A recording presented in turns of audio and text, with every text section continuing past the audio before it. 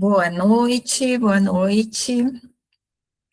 Continuando hoje sobre Gênesis, a partir do capítulo 30, finalzinho do 30, aonde Jacó estava cuidando do rebanho de Labão, e aí eles fizeram um acordo, porque já terminou todo aquele trabalho que ele fez para compensar a Raquel, para compensar a Lia. Então, agora, a partir desse momento, ele combinou com Labão que ele ia começar a trabalhar para ter um salário, porque agora ele tinha trabalhado de graça, né? Então, agora ele vai começar a trabalhar para ter um salário. Então, qual o salário que eles combinaram? De todo o rebanho, o Jacó ficaria com as ovelhinhas e as cabritas manchadas, malhadas, pintadas, tal, e o restante seria de Labão. Labão ficou feliz da vida com esse acordo, porque são muito poucas as ovelhas manchadas, malhadas e etc. A maioria tudo branquinho, e os carneiros, a maioria era tudo de uma cor só também. Então, ele ficou feliz com esse acordo. Imediatamente, ele saiu separando e falando: toma, Jacó, leva a dias de viagem daqui para ficar bem longe, não ter perigo de misturar.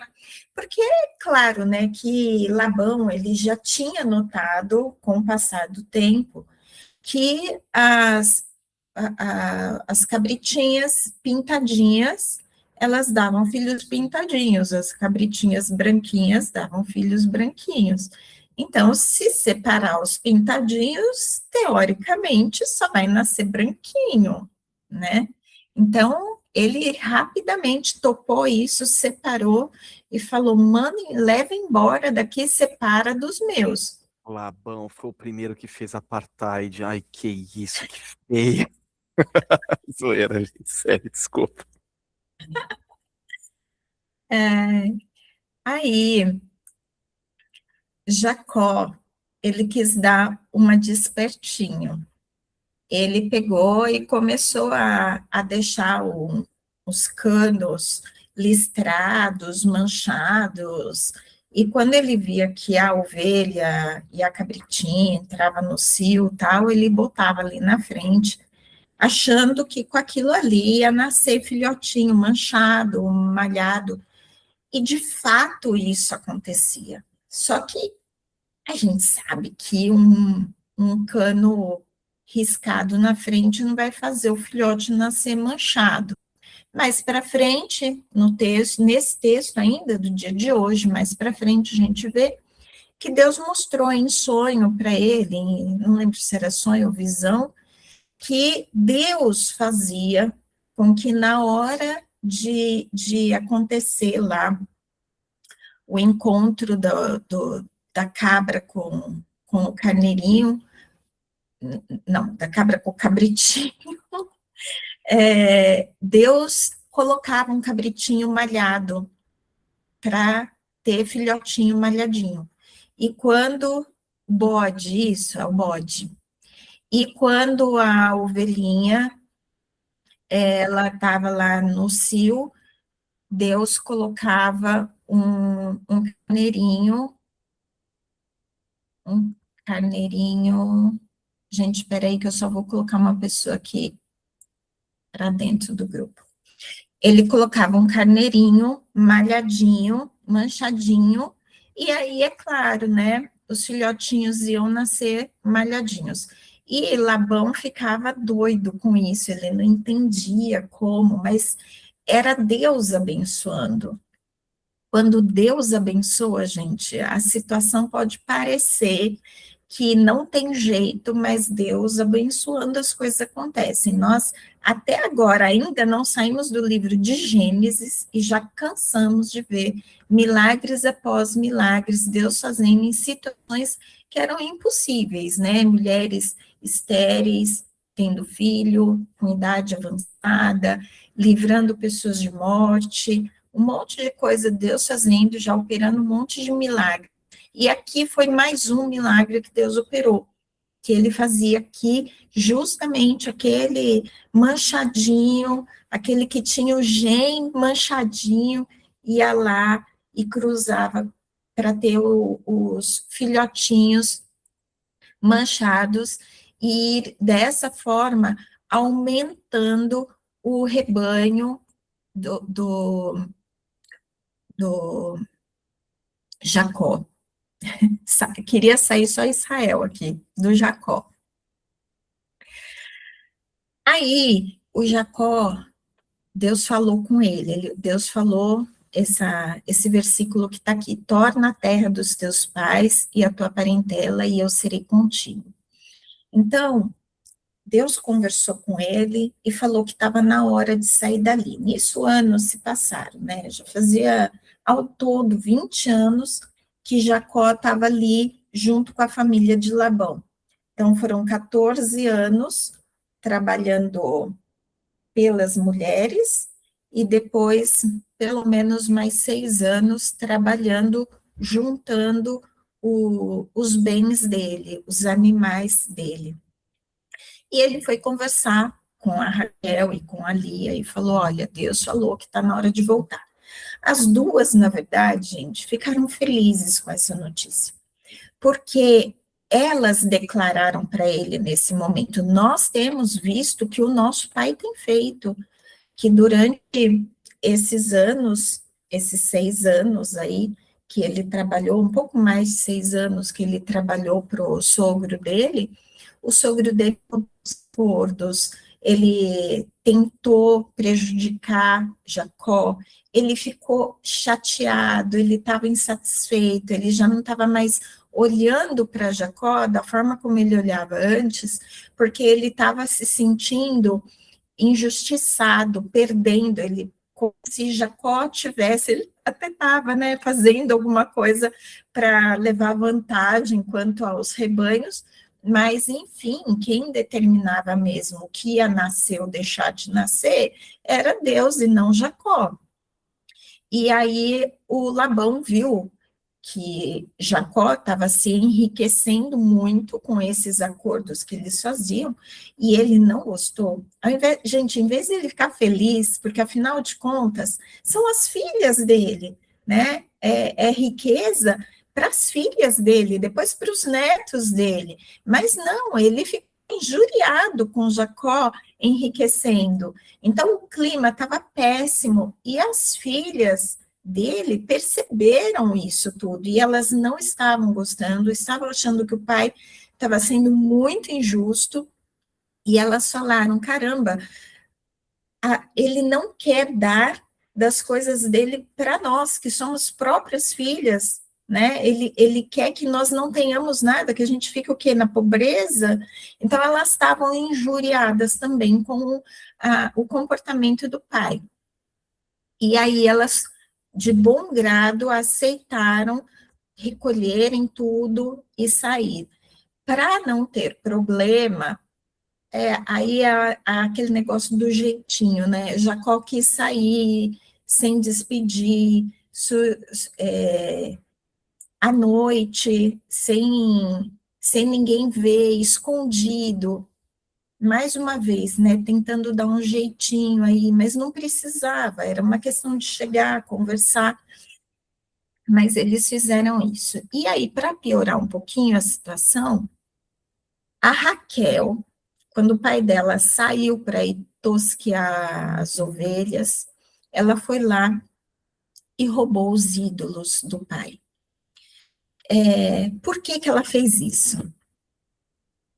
É estranho a gente imaginar até eles tendo ídolos e tal, mas para esclarecer bem essa situação, eles eram ídolos realmente desse tamanho aí da imagem, ou até menores do que isso, bem pequenos mesmo.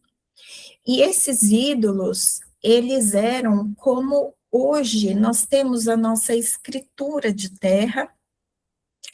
Naquela época, o que demonstrava que você era dono de uma terra era esse ídolo aí pequenininho. Para cada terra tinha-se um pequeno ídolo que era como se fosse a escritura da terra. E é por esse motivo que Raquel foi lá e roubou os ídolos do pai. Ou seja, ela literalmente roubou a posse de terra. Ela podia não estar ali.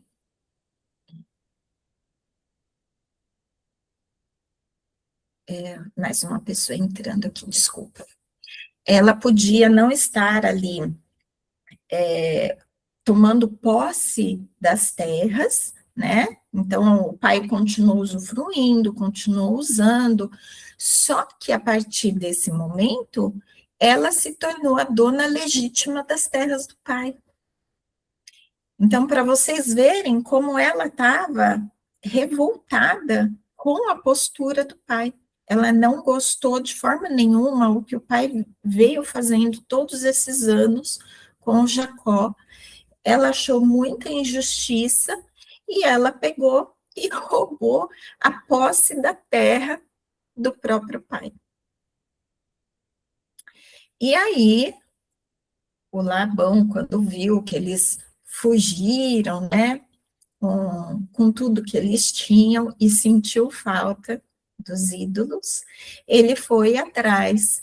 E aí Jacó falou que imagina que ele pegou ídolo e nada, que ele podia vasculhar tudo, e se com quem ele achasse, ele podia matar. Gente, nessa hora, imagina a dor da barriga da Raquel.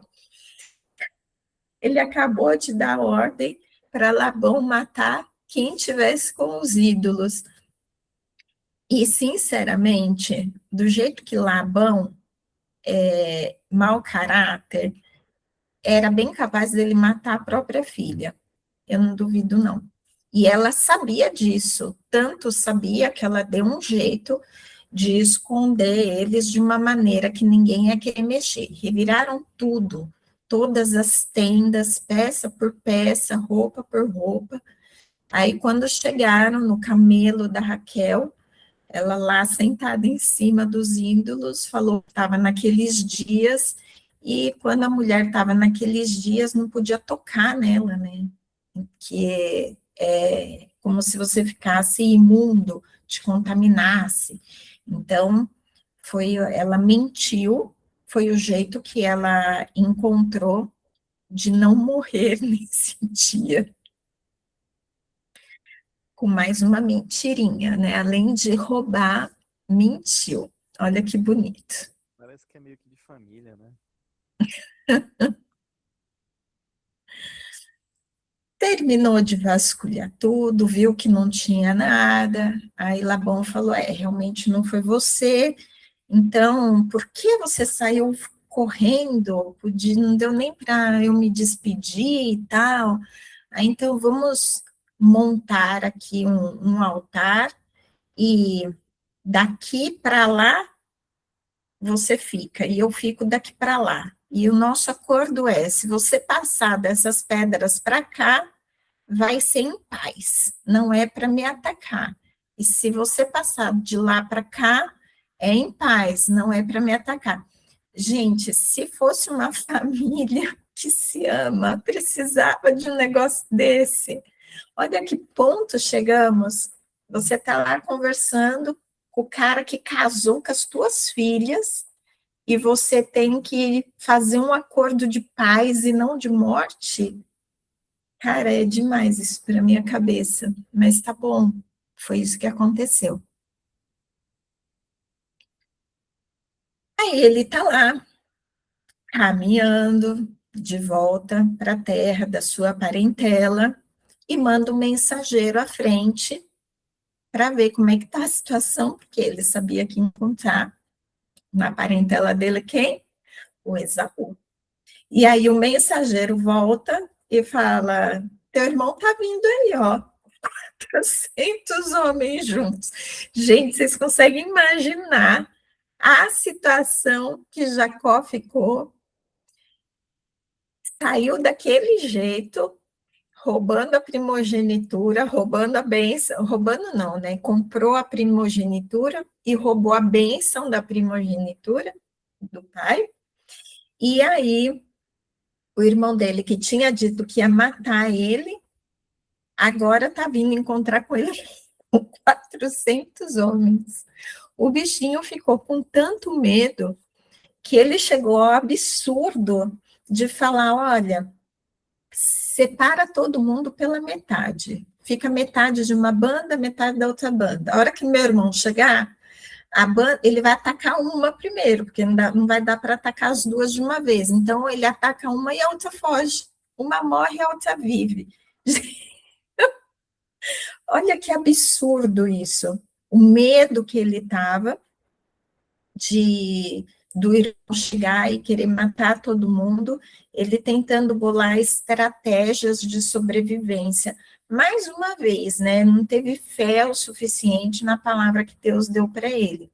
Porque se Deus é contigo, você não tem que ter medo de nada, né? Mas, mais uma vez, seguindo a história da família, Deus manda ir, mas o cara fica morrendo de medo.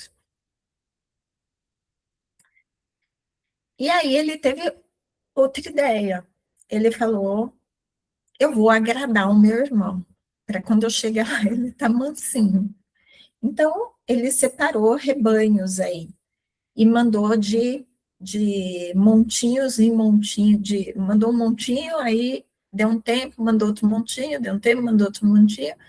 E olha a quantidade de animais que ele mandou: 200 cabras, 20 bodes, 200 ovelhas, 20 carneiros, 30 camelos com crias, 40 vacas, 10 touros, 20 jumentas e 10 jumentos. Ele mandou bicho para caramba.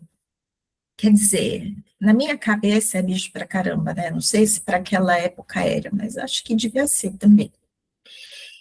E aí eu percebi uma coisa que eu achei bem interessante, que ele teve uma estratégia nesses animais que ele mandou, que a gente percebe num comentário que vem também lá na frente, depois que ele encontra o irmão. Ele mandou animais que tinham acabado de dar cria, né, com bebês, digamos assim, ainda amamentando. E para você conseguir caminhar, quando o seu rebanho está com cria, está com bebês amamentando, a caminhada, o passo é muito lento. Então, se ele mandou animais com cria, o que, que ele fez? Ele retardou a chegada do irmão, porque aí obrigou o irmão dele a andar mais devagar. Eu achei inteligente isso daí que ele fez, apesar de que eu fiquei com dó dos bichinhos, né, que andaram pra caramba sendo bebezinhos, mas tá bom, né, acho que o cuidador sabia a velocidade que tinha que andar, ele já estava bem acostumado com isso, né. Aí Jacó falou: olha, fica todo mundo do lado de lá, do rio, e eu vou ficar do lado de cá. E aí ele lá teve um encontro com Deus, e creio que ele deve ter clamado em altos brados pela segurança nesse momento, porque ele não se separou à toa, né? Ele falou: fica todo mundo aí que eu vou ficar sozinho aqui. Ele foi clamar a Deus pela segurança dele, da família dele, com certeza, dizer: que você falou que ia guardar, que ia dar tudo bem, agora meu irmão está aí chegando com 400 homens, como é que vai ser? Cadê teus anjos? E aí ele teve um encontro com um anjo, né, que a Bíblia chama de anjo, também chama de próprio Deus, né, que ele fala: lutou com o próprio Deus e prevaleceu. E aí, essa luta, a palavra usada para luta, na verdade não é luta, é esforço, mas é difícil entender, né? Ele se esforçou com Deus e prevaleceu. Não sei se foi exatamente uma luta que aconteceu, mas ele teve um esforço aí, e com certeza um esforço físico, talvez até de segurar e não deixar sair, né? Que fala isso, que ele não queria que o anjo fosse embora, e o anjo teve até que tocar na coxa dele, aí ele sentiu dor e largou. Nesse momento, o nome dele é mudado de Jacó para Israel. Então ele fala: teu nome não será mais Jacó, mas Israel, pois lutaste com Deus e com os homens e prevaleceste. Jacó significa, apesar de dizerem muitas versões por aí, no original mesmo, o que a palavra Jacó significa é agarrador de calcanhar. É isso, não é enganador, como as pessoas falam e tal, é agarrador de calcanhar. A gente fala que o significado de Jacó é enganador, porque ele enganou muito e acabou ficando apelidado disso daí, mas o significado de Jacó é agarrador de calcanhar, porque ele agarrou o calcanhar de Esaú quando eles nasceram. E Israel significa ele reinará como Deus.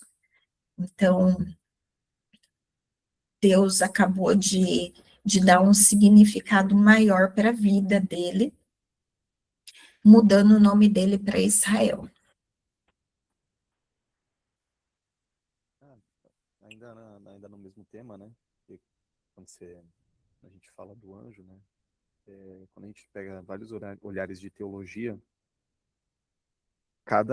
inclusive cada religião acaba olhando de uma maneira, dentro do cristianismo também é olhado também de maneira diferente, mas costuma ser unânime em encarar o anjo como sendo o próprio Cristo, tá? É até interessante porque, olha só, né? Teu nome não será mais Jacó, mas Israel, pois lutaste com Deus e com os homens e prevaleceste. Se a gente for encarar como o anjo sendo o próprio Cristo, ele era Deus e homem, né?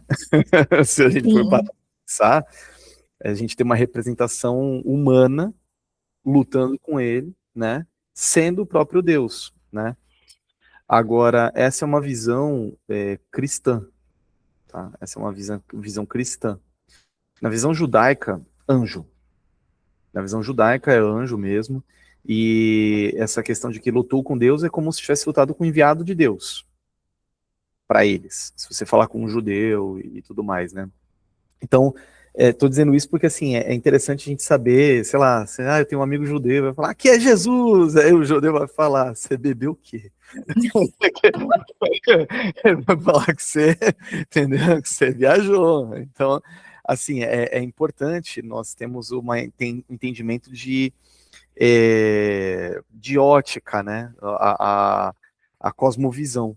A cosmovisão de um cristão, nós temos a tendência de olhar para o Antigo Testamento e procurar todas as correlações com o Messias, as correlações com Deus. Então, quando a gente vai fazer isso, né, tem até um corte que depois eu posso até mandar para vocês, que é interessante, de um cristão que estava debatendo com um muçulmano. E aí o próprio muçulmano pegou e falou assim, mas onde está Cristo? Onde é que está Jesus? Onde é que está Filho de Deus no Antigo Testamento? Assim, não tem nenhuma passagem no Antigo Testamento falando de Filho de Deus. Deus não tem filho. Aí ele vai lá e fala, tá aqui, ó. Aí eu passo depois para vocês. Assim, é legal pra caramba. Então, é bem interessante, porque muitos judeus também falam a mesma coisa, tá? Muitos judeus falam a mesma coisa. Então, já tinha profeta falando na existência de Filho de Deus. Nós, como cristãos, acabamos entendendo isso. Acabamos entendendo que nessa passagem era o próprio Deus. Assim como também lá para frente, para quem já conhece a história, porque até porque a gente está falando da Bíblia, e a Bíblia não tem spoiler, né? Então, quando você vê que Josué tá indo para a Terra Prometida, e no meio do caminho para um homem com uma espada, e aí ele pergunta, quem é você? Né? Por quem você luta? E ele fala assim, eu não sou contra ti e nem a favor. Eu sou a favor de Deus. E ali, nós cristãos entendemos que é o próprio Cristo ali. Então tem vários momentos que a gente acaba atribuindo a Cristo nessas aparições, né? E é interessante, porque o que a Adriana levanta como, ele lutou, não lutou, vamos lá, né? E quando Deus quis sair, ele só tocou, né? Então, assim, é um tipo de coisa que é complicado, mas no mínimo é interessante porque não só Jesus fala, mas você vê, João Batista também fala, em outros momentos na Bíblia você vê falando que no Antigo Testamento as coisas eram mais pelo esforço.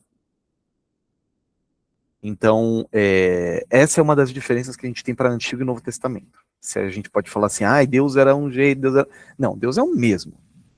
Ele pode mudar a metodologia de trabalho, vai indo, vai falando, para, se chegar em tal maturidade, agora vamos para outra maturidade.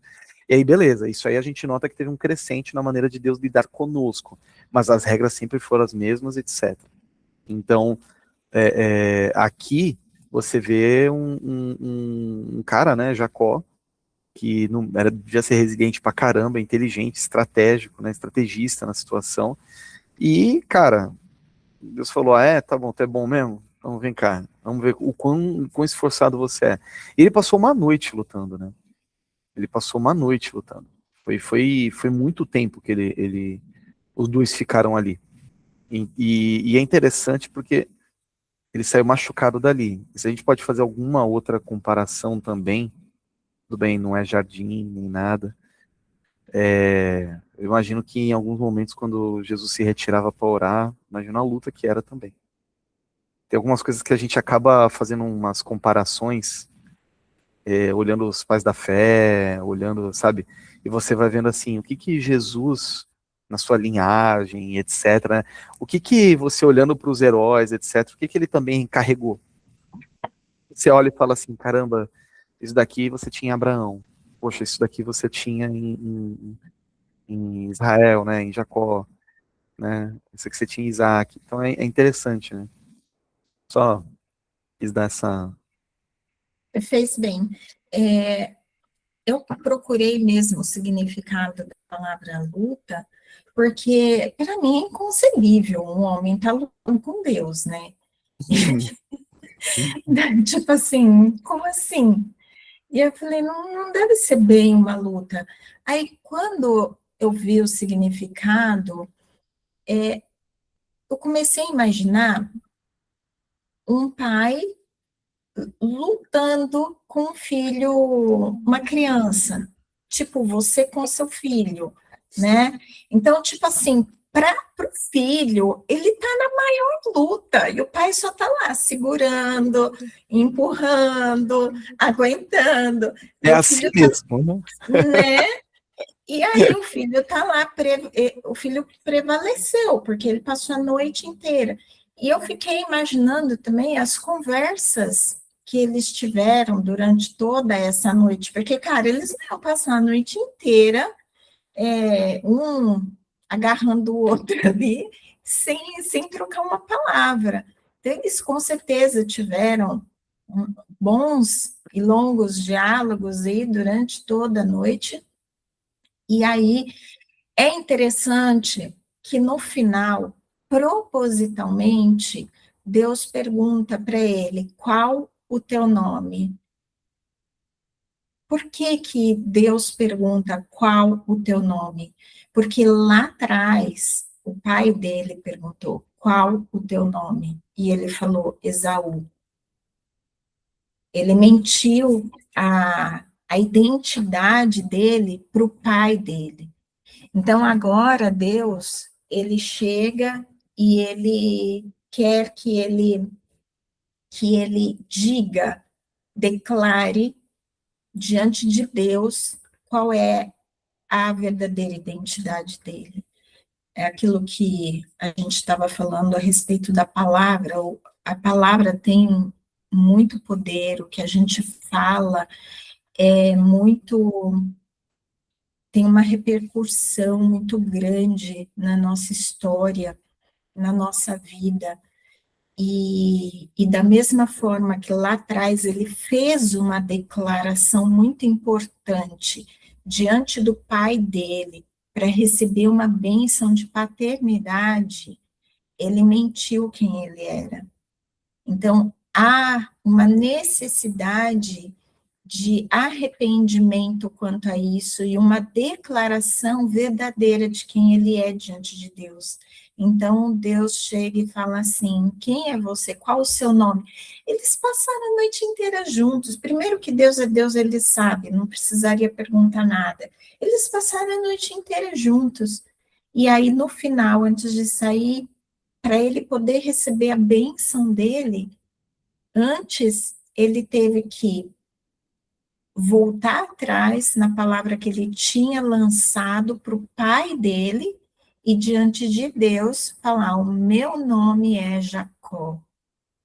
E aí ele recebeu a bênção de Deus, que é a bênção de trocar o nome, porque o nome representava o que aconteceria com você de verdade, né, naquela época. Era algo que tinha um peso de bênção ou de maldição real sobre a sua vida. Então, quando Deus trocou, Deus deu uma bênção gigantesca, porque imagina falar para você, você vai reinar como Deus, né? Então, foi essa bênção que Deus deu para Jacó, quando ele mudou o nome dele de Jacó para Israel. A partir de agora você vai reinar como Deus aqui na terra. Então, foi isso. Seguindo. Aí, quando ele viu de verdade, com seus olhinhos, o irmão dele chegando, ele se lançou ao chão em desespero. Quem deve teme, né? E levantou Jacó os seus olhos e olhou, e eis que vinha Esaú, e com ele 400 homens. Então repartiu os filhos entre Lia e Raquel e as duas servas, e pôs as servas e seus filhos na frente, e Lia e seus filhos atrás, mas Raquel e José por último. E ele passou adiante deles, e inclinou-se à terra 7 vezes até que chegou seu irmão. Quer dizer, ele colocou por ordem, tipo, se ele chegar matando todo mundo, né, a última que vai morrer vai ser a Raquel, que é a mulher que ele amava de verdade, né, e o José como primogênito dele ali, primogênito em relação a Raquel. E aí ele, com muito medo, ele se ajoelhou ali, mas, como já sabemos, Esaú chegou, abraçou, falou que não precisava ter dado nada, para ele pegar tudo de volta, porque eles são bestes, e tá tudo bem. E aí terminamos a história de Jacó e Esaú, até o capítulo 33. Do 30 ao 33. Eu vou. Mais algum comentário, João? Não, Não? não, sem Eu muito. vou encerrar a gravação, então. Fechou.